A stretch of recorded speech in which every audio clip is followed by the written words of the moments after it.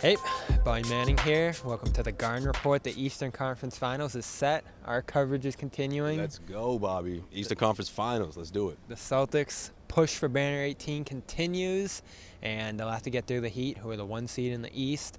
The team that beat them 2 seasons ago in the East Finals, 4-2. The team that beat the Sixers in round 2, 4-2. And really the best team in the East all year. You can quabble over who was actually the best team, but record-wise, I always say your record never lies.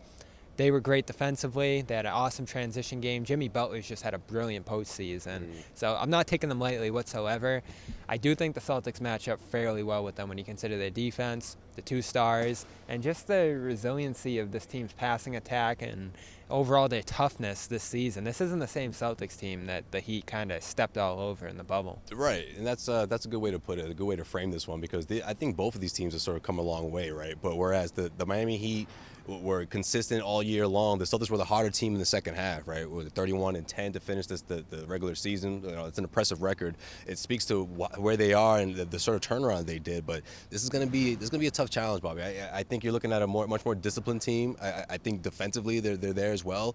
Guys like Jimmy Butler, someone who's been to the NBA Finals, is going to cause fits.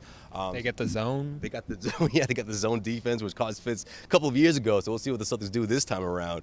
But I like the Celtics' chances in this one as well, Bobby. I think their defense is at a high level right now, even without Rob Williams. I think Rob being inserted into this one will play a part. Hopefully he's able to give these guys something on that defensive end of the floor. I don't know if we're going to see the same Rob that we saw a couple of months ago, but I do think we'll see more of him in this series compared to what we saw against the Milwaukee Bucks. But, heading into this one, I'm looking at each team's second unit. Which one of these guys is going to step up big? I like the Celtics' chances with Peyton Pritchard. Hopefully that carries over into this series. I think he just felt really comfortable out here, especially in the Game 7 at home. I think that's huge. If you're the Celtics, you want to see a little bit more of that.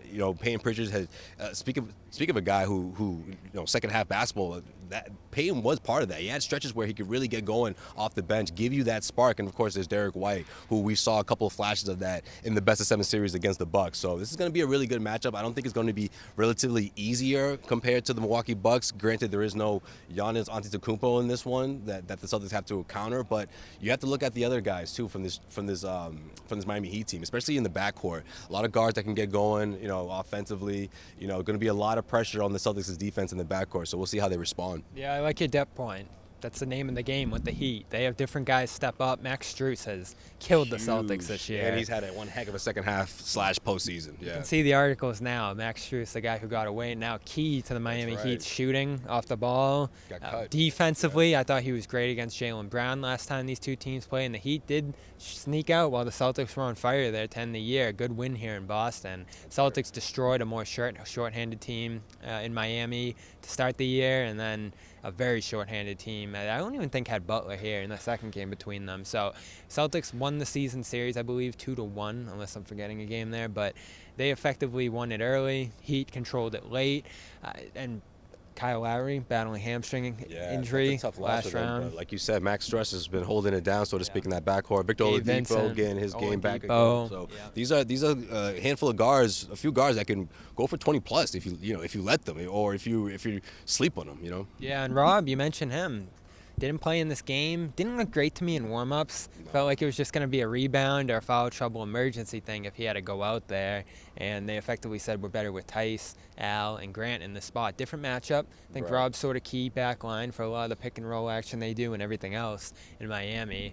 So you'd love to have him out there, but again, I think he's a huge question mark when it's every other day. It starts in 2 days, and he effectively picked up this knee injury just about a week or so ago now. So I'm not counting on a ton of Rob as you aren't there, and I do think that hurts the Celtics. So you look at Lowry, hobbled, Rob hobbled. I think that's a fair trade-off going into this one. Yeah, somewhat, but we know what this defense looks like when Rob's healthy, right? And again, I'm not naive into thinking that he's going to revert back to the guy we saw in March, but hopefully we can get flashes of that. I think he gives you like 10, 15 minutes? Yeah, something like that, coming off the bench. Obviously, Grant's a big one here, switching the guarding those, on those switches in the top of the key. I think Grant, you're in good shape with him and handling the guards, the opposing guards. But you want some muscle in the back, right? You want some muscle to help alongside Al Horford and I do like Al on Bam. protection.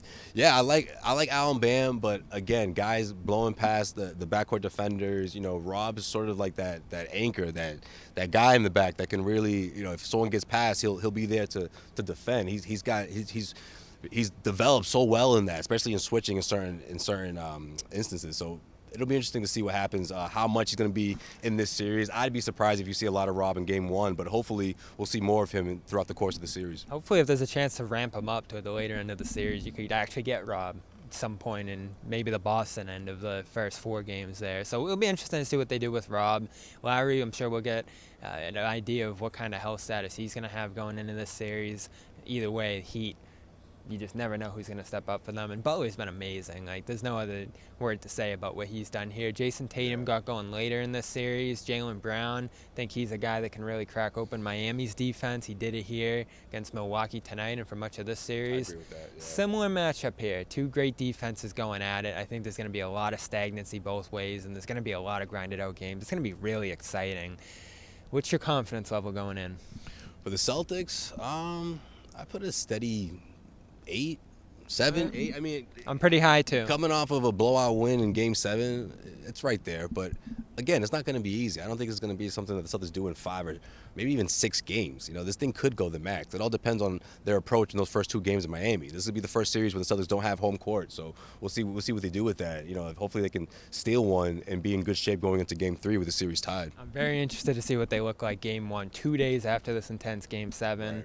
Crazy stretch coming back down 2-3 to end the series. We did see in the bubble the wear and tear of that 7-game series with Toronto and the impact that had. Al Horford especially, guarding Giannis for 7 games, looked a little worn down late here. Speaking of, that has to carry over as well. That same aggression, that same approach, that physicality. I think the Heat are here for that. So you have to send a message early and do it in their house and keep that same intensity, even though there isn't Giannis and Bobby Portis on the other side of that. You have to still keep that same defense. Thoughts? Leave them in the comments below. Heat fans, I know you're watching too. Give us your takes on what you're expecting out of the Celtics.